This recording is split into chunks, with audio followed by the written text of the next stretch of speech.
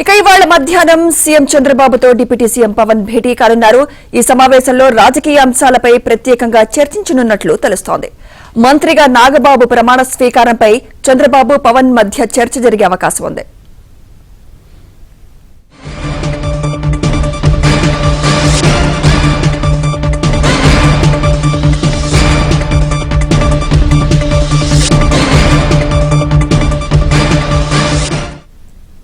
ఇవాళ మధ్యాహ్నం సీఎం చంద్రబాబుతో డిప్యూటీ సీఎం పవన్ భేటీ కానున్నారు. ఈ సమావేశంలో రాజకీయ అంశాలపై ప్రత్యేకంగా చర్చించనున్నట్లు తెలుస్తోంది. మంత్రిగా నాగబాబు ప్రమాణ స్వీకారంపై చంద్రబాబు పవన్ మధ్య చర్చ జరిగే అవకాశం ఉంది. ఇదే అంశంపై మరింత సమాచారం మా ప్రతినిధి సత్య అందిస్తారు. సత్య, వీరి భేటీలో ప్రధానంగా ఏ అంశాలు చర్చకు రానున్నాయి? సత్య,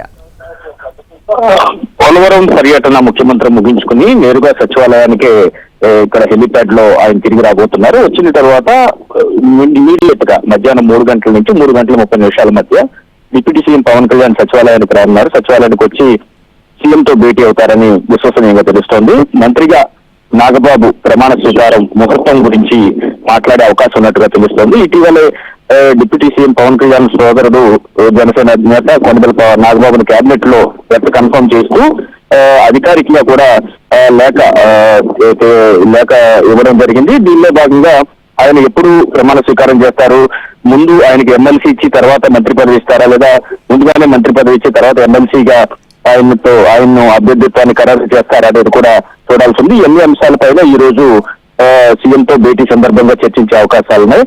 దీంతో పాటు పలు ఇతర అంశాలు కూడా చర్చించే అవకాశం ఉంది. ముఖ్యంగా నామినేటెడ్ పదవుల విషయంలో 3వ జాబితా త్వరలోనే విడుదల కాబోతుందని చెబుతున్నారు. రాష్ట్ర వ్యాప్తంగా ఆశావాదులు కూడా దానికోసం ఎదురు చూస్తున్నారు.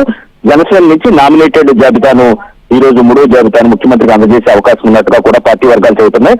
కాబట్టి ఈ జాబితా 2-3 రోజుల్లోనే నామినేటెడ్ పదవులు పూర్తి స్థాయిలో ఈసారి ఇచ్చేస్తామని కూడా కూటమి సర్కార్ చెబుతోంది. అయితే ఈసారి ఫైనల్ చేసేస్తారా లేక ఇంకొక జాబితా ఉండబోతుందా అనేది సీఎం చంద్రబాబు నిర్ణయం తీసుకునే అవకాశాలు అయితే కనిపిస్తున్నాయి. మొత్తం మీద ఇటు నామినేటెడ్ పదవులు కావచ్చు, అటు మంత్రిగా నాగబాబు ప్రమాణ స్వీకారం కావచ్చు, వీటితో పాటు రాష్ట్రంలో తాజా రాజకీయ పరిణామాలపైన కూడా వీరిద్దరి మధ్య చర్చ నడిచే అవకాశం ఉంది.